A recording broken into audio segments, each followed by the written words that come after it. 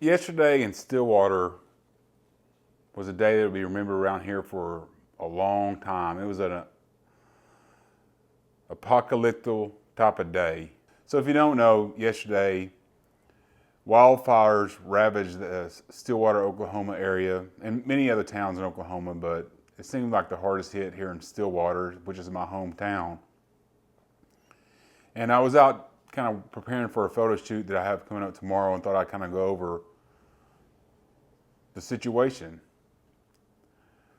We can start off to kind of like, what led up to the wildfires. Yesterday was pretty much just like a perfect storm, if you will, for wildfires. And what happened yesterday, the weather and the conditions and everything just lined up perfectly. We had a dry line come through, and behind the dry line, the relative humidity drops to, crazy low. I think yesterday they said the relative humidity was like 3 to 6%, something like that. That's what you find in the desert. And basically what that means is in the air, the moisture in the air was basically non-existent. And then also behind the dry line, the winds were blowing, I think sustained 50 miles an hour, get gust up to 70. There was a recorded gust down by my hometown of like 83 miles an hour. And if you've never been in that kind of wind before, it is like crazy how hard 50 miles an hour is. Like in Oklahoma, the wind blows. The wind blows hard in the springtime. Everybody knows that, and it's nothing new. But that's when it's blowing like 30 miles an hour, sustained 30, gusts of 35, maybe 40. That's what we would consider a windy day in Oklahoma. So when you're up there and to sustain 50 miles an hour and gust way higher than that, you're in a whole different ballgame there. So those were the conditions that kind of, also what led to the fires is this time of year, like I was showing you the other day, everything is still brown. All of vegetation is still dormant. So there's plenty of fuel. And there's really, nothing to stop the vegetation from burning. Plus, Oklahoma has been infested with something called the Western red cedar, which is a species of tree that they brought in to control wind erosion a long time ago. But the problem with the Western red cedar is once it is extremely flammable. So just one little spark on a Western red cedar can just send the whole tree up. And once it goes, it'll engulf the whole tree in a matter of seconds. Literally seconds. And I guess the sap or whatever is inside the tree, it looks like it's just exploding. If you've never seen a Western red cedar catch on fire, I'm sure it's on YouTube somewhere. You should look it up. It's pretty impressive, but also can be very scary. And when there's wildfires in the area, they make stuff almost impossible to contain. They just blow up like flames 100 feet in the air or more. That's how flammable they are. They're just crazy flammable. So you had extremely dry conditions, extremely high wind, and plenty of fuel because of the dormant vegetation and Western cedars. All that led to what happened yesterday. Now you may ask, well, what started the wildfires? I don't think it was space lasers, and I don't think it was intentionally set so the government can take over the land that burned, or any crazy conspiracy theories like that. More than likely, it was power lines that got knocked down, or transformer blew because of the wind. It created a spark. Any kind of spark at all yesterday hit that dried out vegetation, had plenty of fuel, had the wind to carry it along, instant wildfire. That's more than likely what caused it. Once the fires got going though, they were pretty much unstoppable. Um, they just happened to go off in an area of town that it was really hard to reach because of the trees and where the houses were, and a lot of different circumstances. But I don't even know if the firefighters could have reached the fires could they have done much at all. I just don't think that in those particular scenario, a firefighter they didn't stand any chance at all against the fires. They can try to contain it as much as they can, but in reality, there's just not a whole lot they can do. I was watching the news. The news asked the emergency management guy here in the town, like, do you guys have enough equipment to, fight these fires? And he said, honestly, no. Which was kind of a sobering at the time because that was right in the middle of the whole ordeal. And he said, what we really need is basically 250 to 300 more brush pumper trucks. And obviously to man those trucks, we would need probably 600 to 1,000 extra men to even come close to containing the fire. Of course, that's not even feasible. So basically, there was nothing that anybody can do, and it got into some neighborhoods.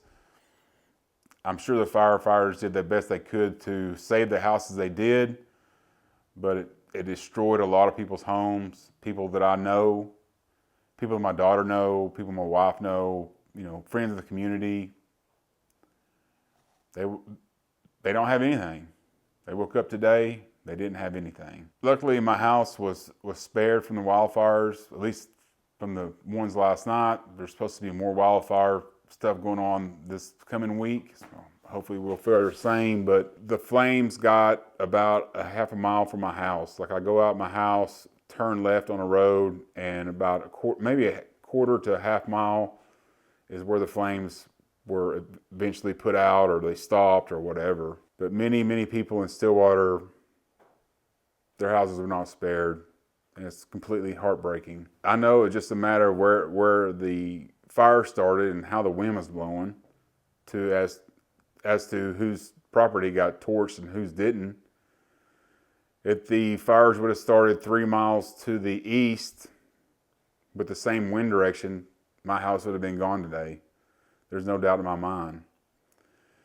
And like I say, there's nothing the firefighters can do about it at all, really. They're just trying to focus their energy to save as many houses as they possibly can. So if you live out in a secluded area like I do, they're not coming.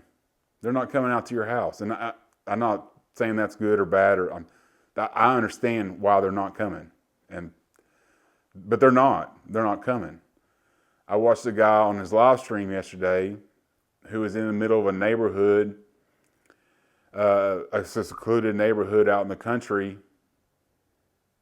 On his live stream, watched 2 houses go from nothing, from no flames, no fire on the house whatsoever, to fully engulfed, burn almost, to the ground in 30 minutes. And there was not a fire truck anywhere to be found, anywhere. And that's just the reality of the situation. I'm not trying to throw shade on any fire department, or there's just nothing that can be done. And you're really just at the mercy of where the fire started and which way the wind's blowing. That's pretty much it. And that's a scary thought. Just for my personal story, I went off. I left my office about 2 o'clock in the afternoon to go check. My daughter said there was a fire out by my house. Luckily, it was north of my house, so it didn't really affect my property too much, but I just wanted to go check it out and see what was going on. And when I was driving to my house, it was just like the apocalypse, really. The winds were blowing so hard. The leaves were just blowing all across the road just as fast as they could go, and then they would spin up like a tornado in some spots, just the leaves. That's how hard the wind was blowing yesterday. You don't see that just a whole lot, just random spin ups, with leaves. And then everywhere I looked, all I could see was smoke. Way out to the south, way behind my house, there was a fire in another town, and that smoke was blowing towards my house. I could see that fire going. And then the fire out west of town, which, wound up taking all the houses and stuff that I just described. I could see that one, that smoke going. I mean, it was just like an apocalypse. It was so scary. And I thought that once the sun went down and the wind started to die down just a touch, it would get better. But it was maybe even worse. That seemed to be like when it was maybe the most intense, at least for me. We decided to evacuate our home because I had to get dogs and cats, and it's a whole thing. So we left our house and went to my business, hung out there for a few hours until we thought it was all clear, then went back home. Yesterday, all day, there were just people driving everywhere. All the roads were just packed full of people. Well, you have people evacuating and people going to check on their house and all of that. And then also, like me, myself, I would have to go out and check to see where the fire was because I couldn't get any accurate information as to exactly where the fires were. Like I say, the winds were blowing so hard. There were no helicopters. There were no airplanes, nothing like that, no aerial support at all. So to figure out exactly where the fires were, you had to get out and drive. So before I went to bed last night, I decided to make one more sweep around my block or neighborhood or whatever to see exactly where the fires were. And I didn't see much of anything going on except for straight west of our house, about a half mile. I saw this big orange glow, But I saw a fire truck pull it up and down in that neighborhood, so I knew that they had eyes on it at least. But it still concerned me because, the wind was kind of blowing my direction, and I just kind of left it to chance. I didn't sleep very well, but luckily I had a couple of fail safes in line in case something was to get out of control, people to call me and stuff like that. So I wasn't too concerned about my safety. It just, you just never know what's going to happen in the middle of the night. I was a little bit worried about that fire catching off and coming our way, but I guess they got it put out or whatever, but it was a non-factor. So luckily, by the grace of God, my house is still here. And all I can really do is ask you to pray for those who lost their house in Stillwater today or yesterday. It's a real sad ordeal. We'll get through it. The people that are affected will get through it. There will be plenty of community support. They call it Stillwater Strong, but it's like Boston Strong and Appalachia Strong and all this. Yeah, it's just a community. It's just a community. It's what decent people do. They take care of each other when others are in need. If you can just keep in your thoughts the people that were affected by the wildfires and maybe say a little prayer for them and a little prayer for Oklahoma that it doesn't happen again this week because it's looking maybe like the same situation heading up on Tuesday or Wednesday of this coming week. So just my story for this week. Thanks for watching. We'll see you on the next one.